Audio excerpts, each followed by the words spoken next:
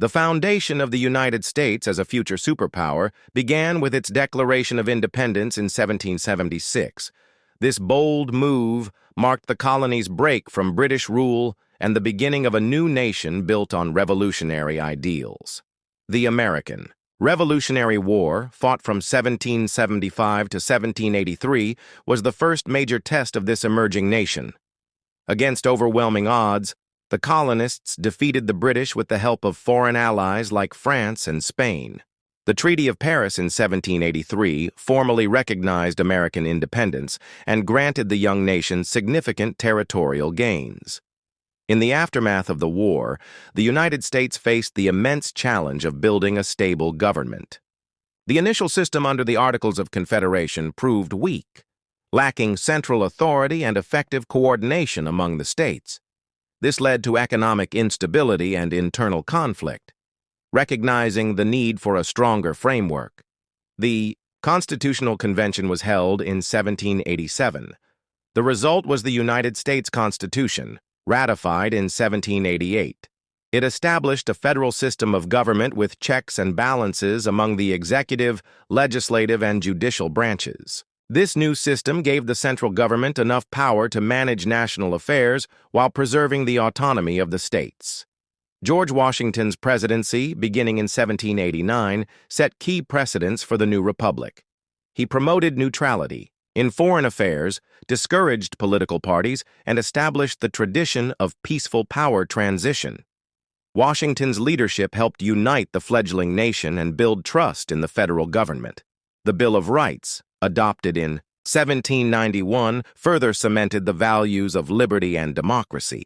These 10 amendments guaranteed individual freedoms such as speech, religion, and the right to a fair trial, making the U.S. Constitution a model for other democratic systems worldwide. Economically, the new nation was still fragile. However, under Treasury Secretary Alexander Hamilton's financial policies, the U.S. began to establish credit, manage war debts, and create a national bank. These measures laid the groundwork for long-term economic growth. During the late 1790s and early 1800s, the U.S. faced internal political rivalry between the Federalists and the Democratic Republicans.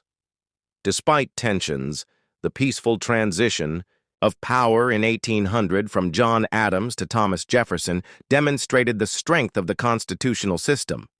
A key turning point came in 1803 with the Louisiana Purchase. The U.S. bought a vast territory from France, doubling the nation's size and opening the way for westward expansion. This acquisition not only provided land and resources, but also signaled America's intent to grow and dominate the continent. Jefferson's Lewis and Clark expedition from 1804 to 1806 mapped the new lands and expanded American geographic knowledge. This exploration helped pave the way for settlement and strengthened claims to Western territories. However, challenges persisted. British interference with American trade and the impressment of American sailors led to the War of 1812. Although the war ended in a stalemate with the Treaty of Ghent in 1814, it bolstered American nationalism and demonstrated the young country's resilience. The post-war period, known as the Era of Good Feelings, saw a temporary decline in political divisions and increased national unity. Under President James Monroe, the U.S. adopted the Monroe Doctrine in 1823, warning European powers against further colonization in the Americas. This doctrine asserted America's growing regional influence. By 1820, the foundations of the United States as a sovereign, expanding, and increasingly confident power were firmly laid. Though far from a global superpower, the young republic had built strong political institutions, expanded its territory, and shown the world that it was here to stay. By the 1820s, the United States had firmly established its foundations. However, the nation's ambitions extended far beyond its current borders. The idea of manifest destiny, coined in the 1840s, became the driving force behind westward expansion, asserting that it was America's divine right to expand across the North American continent. The Missouri Compromise of 1820 was an early indicator of the tensions that expansion would bring. It allowed Missouri to enter as a slave state and Maine as a free state, preserving the balance in Congress. However, it also exposed the growing sectional conflict over slavery that would shadow further territorial gains. The Indian Removal Act of 1830, signed by President Andrew Jackson, authorized the forced relocation of Native American tribes from their ancestral lands to territories west of the Mississippi River. This led to the infamous Trail of Tears, during which thousands of Native Americans died from disease, starvation, and exposure during their forced marches. Throughout the 1830s and 1840s, Americans pushed westward. Settlers traveled in covered wagons along the Oregon Trail, braving harsh climates and dangerous terrain to reach the Pacific coast. This movement was not just about land. It reflected the nation's belief in growth, opportunity, and destiny. Tensions with Mexico escalated as American settlers poured into the Mexican-controlled territory of Texas. In 1836, Texas declared independence and fought a bloody war, eventually becoming the Republic of Texas. The U.S. annexed Texas in 1845, which led to the outbreak of the Mexican-American War the following year. The Mexican-American War, 1846-1848, was a critical step in U.S. expansionism. The American victory resulted in the Treaty of Guadalupe Hidalgo, through which the U.S. gained vast territories including present-day California, Arizona, New Mexico, Nevada, and Utah. This acquisition fulfilled manifest destiny and extended U.S. control from the Atlantic to the Pacific. The discovery of gold at Sutter's Mill in California in 1848 triggered the California Gold Rush. Hundreds of thousands of people rushed westward seeking fortune, accelerating the settlement of California and leading to its rapid statehood in 1850. While the West was expanding, economic development surged. The construction of railroads, especially the transcontinental line later in the 1860s, began with early groundwork during this period. Canals and steamships revolutionized trade and connected distant markets, driving commerce and population growth. However, expansion intensified divisions over slavery. The Compromise of 1850, which included the controversial Fugitive Slave Act, tried to ease tensions, but ultimately deepened sectional divides. The Kansas-Nebraska Act of 1854 allowed territories to decide on slavery themselves, leading to bloody conflict in Kansas and further inflaming national discord. Meanwhile, American industrial growth gained momentum. Northern factories, powered by immigrant labor, began mass-producing goods, while agricultural output increased in both the North and South. The U.S. economy diversified and expanded, laying the foundations for future industrial dominance. Diplomatically, the United States began asserting its influence abroad. Commodore Matthew Perry's expedition to Japan in 1853 opened that nation to American trade, symbolizing the start of U.S. involvement in Pacific affairs. As the 1860s approached, the country stood at a crossroads. It had expanded across a continent, industrialized rapidly, and asserted itself regionally. But the unresolved question of slavery and states' rights loomed large. The next chapter in America's rise would be forged in the crucible of civil war. The American Civil War erupted in 1861, a result of long-standing tensions over slavery, states' rights, and sectionalism. When Abraham Lincoln was elected president in 1860, Southern states viewed his anti-slavery stance as a direct threat to their way of life. South Carolina seceded from the Union, followed by 10 other states, forming the Confederate States of America. The war officially began in April 1861, when Confederate forces fired upon Fort Sumter in South Carolina. What followed was the bloodiest conflict in American history, pitting brother against brother in a struggle over the nation's future. The Union had advantages in manpower, industry, and infrastructure. The North's railroads, factories, and larger population allowed for a sustained war effort. The Confederacy, however, relied on strong military leadership and the belief that foreign powers might intervene on their behalf due to economic reliance on Southern cotton. Major battles like Antietam, Gettysburg, and Vicksburg proved turning points. The Battle of Gettysburg in July 1863 marked the Confederacy's last major offensive into Union territory. Shortly after, President Lincoln delivered the Gettysburg Address, reaffirming the purpose of the war as preserving a nation founded on liberty and equality. In January 1863, Lincoln issued the Emancipation Proclamation, declaring all slaves in Confederate-held territory to be free. Though symbolic at first, it transformed the war into a fight against slavery and allowed Black Americans to enlist in the Union Army. The Union's strategy, known as the Anaconda Plan, aimed to blockade Southern ports and divide the Confederacy by controlling the Mississippi River. Over time, the strategy choked Southern supply lines and morale. Union General William Tecumseh Sherman's March to the Sea in 1864 devastated Southern infrastructure, weakening the Confederacy's resolve. In April 1865, Confederate General Robert E. Lee surrendered to Union General Ulysses S. Grant at Appomattox Courthouse in Virginia, effectively ending the war. President Lincoln did not live to see the full results. He was assassinated just days later by John Wilkes Booth. The Civil War had claimed over 600,000 lives and left much of the South in ruins. The challenge now was reunifying the country and addressing the legacy of slavery. This began the period known as Reconstruction. Reconstruction aimed to restore Southern states to the Union and define the status of newly freed African Americans. The 13th Amendment abolished slavery. The 14th granted citizenship, and the 15th ensured voting rights for Black men. These were monumental shifts in American civil rights. However, Reconstruction faced fierce resistance. White supremacist groups like the Ku Klux Klan emerged, using violence and intimidation to suppress Black political participation. Southern states enacted Black codes to restrict freedoms and maintain racial hierarchies. President Andrew Johnson, who succeeded Lincoln, took a lenient approach toward the South, vetoing many radical Republican reforms. Congress overrode his vetoes and pushed for stronger protections, eventually impeaching Johnson in 1868, though he narrowly avoided removal.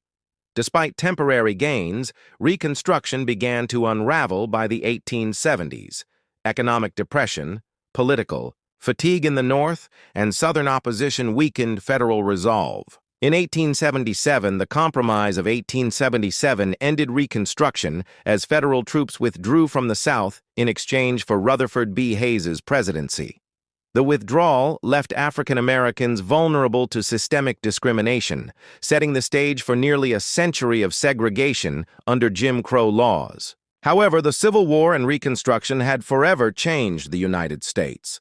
The nation was now whole, slavery was abolished, and the federal government's power had expanded dramatically. These changes laid the groundwork for America's rise as a centralized, modern, and increasingly powerful nation on the world stage. After the end of Reconstruction in 1877, the United States entered a phase of rapid industrialization. This era, known as the Gilded Age, was marked by extraordinary economic growth, technological innovation, and the expansion of infrastructure, but also deep social inequality and political corruption. Railroads became the backbone of industrial America. The completion of the Transcontinental Railroad in 1869 had already linked the coasts, but the following decades saw a vast expansion of railway lines connecting rural towns to urban markets. Railroads enabled the swift transport of raw materials, like coal, timber, and iron, fueling industry across the nation. Steel production boomed, driven by innovators like Andrew Carnegie, who used the Bessemer process to mass-produce high-quality steel. His company, Carnegie Steel, became one of the most powerful industrial enterprises in the world. In oil, John D. Rockefeller's Standard Oil Company created an almost total monopoly through aggressive business practices. These men became known as captains of industry or robber barons, depending on one's perspective. While they built massive corporate empires, they also crushed competition, exploited workers, and used their wealth to influence politics. The labor force behind industrialization included millions of immigrants. Between 1880 and 1910, over 8 million people arrived in the U.S., mostly from Southern and Eastern Europe. They worked in factories, mines, and railroads, often enduring poor conditions and low wages. Urban centers like New York, Chicago, and Pittsburgh swelled with population. Tenement housing was overcrowded and unsanitary. Cities struggled with disease, pollution, and crime as they rapidly expanded without proper infrastructure. Labor unrest grew in response to harsh working conditions. Major strikes like the Great Railroad Strike of 1877, the Haymarket Riot of 1886, and the Homestead Strike of 1892 illustrated the growing tensions between workers and industrialists. The rise of labor unions, such as the American Federation of Labor, AFL, marked an early push for workers' rights. The federal government often sided with business interests, using the army or law enforcement to break strikes. Corruption plagued politics at all levels, with party machines like Tammany Hall controlling cities through patronage and bribery.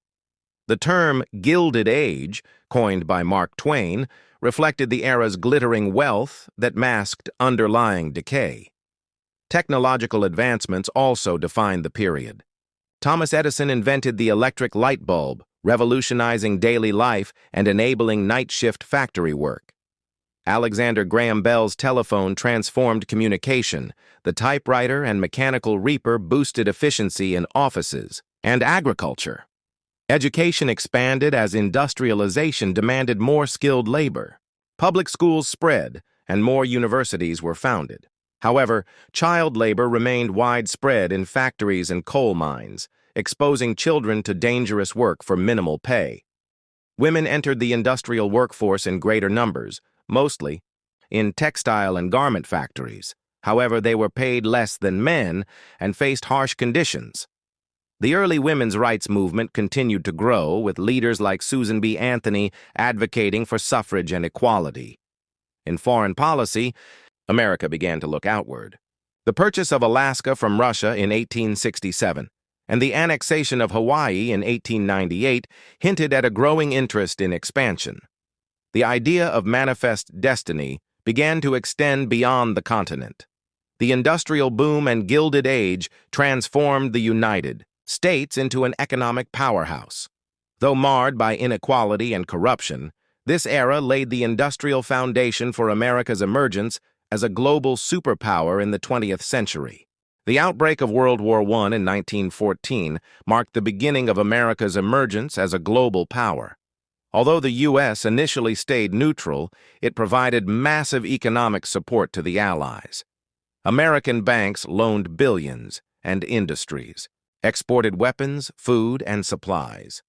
In 1917, the U.S. entered the war after repeated provocations, including Germany's unrestricted submarine warfare and the Zimmermann Telegram, which proposed a German-Mexican alliance against the U.S.-American troops, played a crucial role in tipping the balance in favor of the Allies. President Woodrow Wilson envisioned a new world order based on democracy and peace. His 14 points called for self-determination, free trade, and the creation of a League of Nations. However, the U.S. Senate rejected joining the League, signaling a return to isolationism after the war. The 1920s saw America rise as the world's leading economic power. Mass production, especially in the automobile industry led by Henry Ford, revolutionized consumer culture. Radios, home appliances, and movies became widespread. The stock market soared, and credit buying became common. Yet this prosperity was built on shaky foundations. In 1929, the stock market crashed, plunging the country into the Great Depression. Banks collapsed, unemployment soared, and factories shut down. Breadlines and Hoovervilles became symbols of national despair. President Herbert Hoover's response was widely seen as ineffective. In 1932, Franklin D. Roosevelt was elected and launched the New Deal, a series of programs aimed at relief, recovery, and reform. Public works projects like the Hoover Dam created jobs, while agencies like the Social Security Administration laid the foundation of the modern welfare state. Despite recovery efforts, the U.S. remained economically weakened until the outbreak of World War II. In 1939, war erupted in Europe, but the U.S. initially stayed out, supporting the Allies through the Lend-Lease Act, supplying arms without direct involvement. On December 7, 1941, Japan attacked Pearl Harbor, drawing the U.S. into World War II.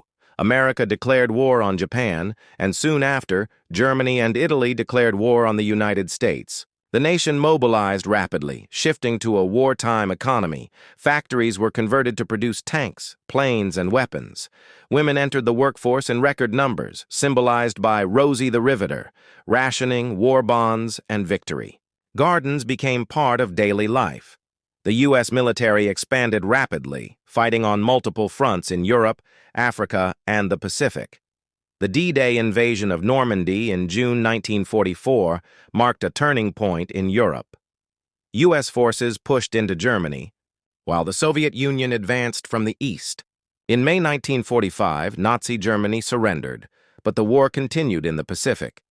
To force Japan's surrender, the U.S. dropped atomic bombs on Hiroshima and Nagasaki in August 1945. Japan surrendered days later, ending World War II. The use of nuclear weapons demonstrated America's unmatched military power and introduced a new era in global politics. The war transformed the U.S. into the world's dominant economic and military power. The devastation of Europe and Asia left America as the only major industrial nation untouched by war. Its factories, economy, and infrastructure were intact and booming. The United States emerged from World War II not just as a victor, but as the leader of a new international order. It led the creation of the United Nations, the Bretton Woods financial system, and the World Bank, institutions that would shape global affairs for decades to come. The end of World War II marked the beginning of a new global rivalry between the United States and the Soviet Union. This ideological conflict, known as the Cold War, would define international politics for the next 4 decades.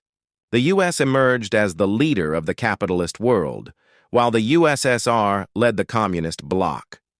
To contain the spread of communism, the United States adopted the Truman Doctrine in 1947, pledging support for countries resisting communist influence. This policy was first applied in Greece and Turkey, where American aid prevented Soviet expansion. The Marshall Plan, launched in 1948, provided over $13 billion in aid to rebuild war-torn Europe. Beyond economic recovery, it was a strategic move to prevent the rise of communist movements in Western Europe by fostering prosperity and stability under capitalist democracies. In 1949, the U.S. helped form NATO, the North Atlantic Treaty Organization, a military alliance of Western nations designed to counter Soviet aggression. That same year, the USSR tested its first atomic bomb, ending America's monopoly on nuclear weapons and intensifying the arms race. The 1950s saw the U.S. engage in its first Cold War conflict, the Korean War. After North Korea invaded the South, in 1950, American troops, under the United Nations banner, intervened. The war ended in 1953 with an armistice, but Korea remained divided along the 38th parallel, a lasting legacy of Cold War tensions. Domestically, fears of communist infiltration led to the Red Scare and McCarthyism. Senator Joseph McCarthy claimed communists had infiltrated the government, leading to investigations, blacklists, and widespread paranoia. In the 1960s, Cold War tensions peaked. The Cuban Revolution brought Fidel Castro to power, and in 1962, the Cuban Missile Crisis brought the world to the brink of nuclear war. Soviet missiles discovered in Cuba led President John F. Kennedy to impose a naval blockade. After tense negotiations, the USSR agreed to withdraw the missiles in exchange for a U.S. pledge not to invade Cuba and the removal of American missiles from Turkey. The U.S. also became involved in Vietnam, aiming to stop the spread of communism in Southeast Asia. The war escalated through the 1960s, but American forces struggled against the Viet Cong's guerrilla tactics. By the early 1970s, public opposition to the war surged, and the U.S. withdrew in 1973. 2 years later, Saigon fell, marking a costly and symbolic defeat for American foreign policy. Despite the setback in Vietnam, the U.S. continued to exert global influence. It improved relations with China under President Nixon and pursued arms control agreements with the Soviet Union, including SALT I and SALT II. In the 1980s, President Ronald Reagan adopted a more aggressive stance toward the USSR. He increased defense spending, introduced the Strategic Defense Initiative, dubbed Star Wars, and supported anti-communist movements worldwide. Reagan famously called the Soviet Union the evil empire. The Cold War neared its end in the late 1980s as the Soviet economy crumbled. Mikhail Gorbachev introduced reforms, glasnost, openness, and perestroika, restructuring, but they could not save the USSR. In 1989, the Berlin Wall fell, symbolizing the collapse of communist regimes across Eastern Europe. In 1991, the Soviet Union dissolved, officially ending the Cold War. The United States emerged as the sole global superpower, unchallenged in military, economic, and cultural influence. Its democratic system and capitalist economy had outlasted its greatest rival, cementing its global dominance. The collapse of the Soviet Union in 1991 left the United States as the world's sole superpower. For the first time since World War II, there was no ideological rival on the global stage. This ushered in a unipolar world order dominated by American military, political, and economic influence. Under President George H.W. Bush, the U.S. quickly asserted its new role. In 1990, Iraq, led by Saddam Hussein, invaded Kuwait. In response, the U.S. led a coalition of 35 nations in Operation Desert Storm in early 1991. The swift military campaign liberated Kuwait and showcased America's unmatched military power, including advanced airstrikes and precision-guided weapons. The Gulf War marked a turning point in how the world viewed U.S. military supremacy. No other nation could project power globally with such speed and effectiveness. The conflict also demonstrated the strategic value of U.S. alliances and its ability to shape international coalitions. Politically, the U.S. championed democracy and market capitalism around the globe. In Eastern Europe, former Soviet satellite states transitioned to democratic governments and capitalist economies, often with U.S. support and guidance. American advisors, investors, and institutions played key roles in shaping post-Soviet nations. Economically, the 1990s became a decade of American dominance. The U.S. economy boomed with the rise of the tech sector and globalization. Multinational corporations like Microsoft, Apple, and McDonald's became global icons. The dollar became the standard for international trade, and the U.S. stock markets attracted worldwide investment. Culturally, American media, entertainment, and technology spread rapidly.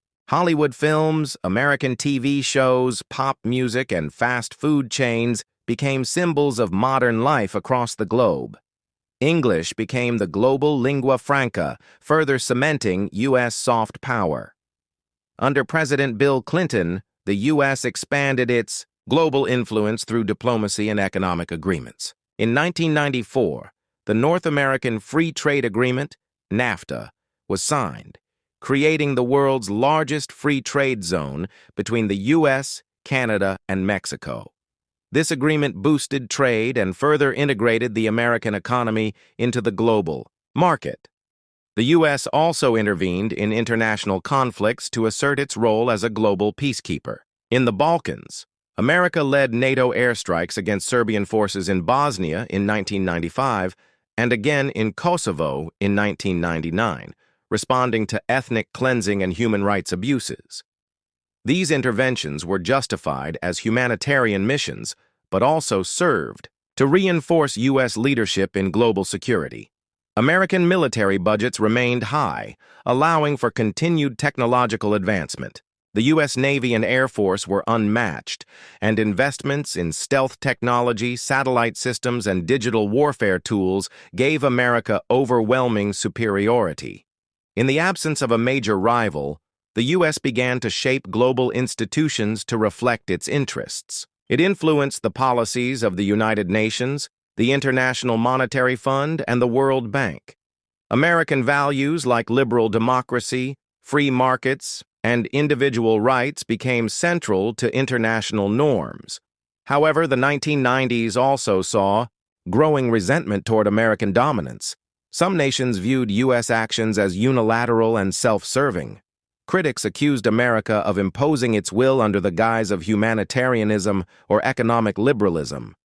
This discontent simmered beneath the surface, especially in the Middle East, where U.S. military presence and support for authoritarian regimes drew increasing opposition. By the year 2000, the United States stood unchallenged as the world's only superpower. It led the world in military capability, economic output, technological innovation, and cultural influence. But this position of dominance also made the U.S. a target for those who opposed its global reach. The decade ended with the election of George W. Bush, setting the stage for a new era. While America appeared invincible, storm clouds were gathering that would soon challenge its supremacy in unexpected and devastating ways. On the morning of September 11, 2001, the world watched in horror as two hijacked planes crashed into the Twin Towers of the World Trade Center in New York City. Another struck the Pentagon, and a fourth crashed into a field in Pennsylvania after passengers resisted. Nearly 3,000 people died in the deadliest terrorist attack on American soil. The attacks were carried out by Al-Qaeda, a terrorist group led by Osama bin Laden. Al-Qaeda's ideology was rooted in anti-Americanism, fueled by U.S. military presence in the Middle East and its support for regimes seen as oppressive by radical Islamists. In response, President George W. Bush declared a global war on terror. On October 7, 2001, the U.S. launched Operation Enduring Freedom, invading Afghanistan, to dismantle Al-Qaeda and remove the Taliban regime that harbored them. The campaign quickly toppled the Taliban, but the war would become America's longest. The U.S. built a coalition of over 40 nations to support the war in Afghanistan. Special forces, airstrikes, and local Afghan allies helped push the Taliban out of major cities. However, Taliban fighters regrouped in rural areas and across the border in Pakistan, leading to a prolonged insurgency. In 2002, President Bush identified an axis of evil, Iraq, Iran, and North Korea, accusing them of supporting terrorism and pursuing weapons of mass destruction. Attention shifted to Iraq, where the U.S. claimed Saddam Hussein possessed WMDs and had ties to Al-Qaeda, though later investigations found no such weapons. In March 2003, the U.S., without broad international support, invaded Iraq. Baghdad fell within weeks, and Saddam Hussein was captured in December. However, the occupation quickly descended into chaos, with sectarian violence, insurgency, and the rise of terrorist groups like Al-Qaeda in Iraq. The Iraq War severely strained U.S. global credibility. Critics accused Washington of acting unilaterally, and the failure to find WMDs damaged its moral authority. Anti-American sentiment surged across the Muslim world and beyond. Domestically, 9/11 led to major security changes. The Department of Homeland Security was created, airport screening became stricter, and the USA Patriot Act expanded government surveillance powers. While intended to protect the nation, these measures sparked intense debates over civil liberties and privacy. The wars in Iraq and Afghanistan consumed vast resources. By 2010, the U.S. had spent over $1 trillion and lost thousands of soldiers. Public support waned as the wars dragged on with unclear objectives and limited success in stabilizing the region. In 2011, U.S. Navy SEALs located and killed Osama bin Laden in Abbottabad, Pakistan, marking a symbolic victory. President Barack Obama later announced the withdrawal of U.S. troops from Iraq, though violence and instability continued. The Taliban resurgence in Afghanistan persisted, and by 2021, they regained control after the U.S. withdrawal. Despite the military challenges, the U.S. maintained global influence. Its economy remained the largest in the world. Tech giants like Google, Amazon, and Facebook shaped the digital age, and its cultural exports remained dominant. However, new rivals began to emerge, most notably China, whose rapid rise posed economic and strategic challenges. The War on Terror reshaped America's global role. It exposed the limits of military power and the complexities of nation-building. While the U.S. remained the foremost military force, it now operated in a world where influence was more contested and unipolar dominance was fading. Today, the United States still holds vast power in defense, technology, finance, and diplomacy. But the journey from 9/11 to the present has been marked by costly wars, shifting alliances, and the emergence of multipolar tensions. While still a superpower, America now navigates a world far more complex and uncertain than the one it dominated after the Cold War. If you're passionate about uncovering the forgotten stories of our past, make sure to hit that subscribe button and turn on the notification bell. Don't forget to like the video if you're enjoying the journey so far, and stay tuned, because there's so much more history waiting to be unearthed right here on Buried Truths.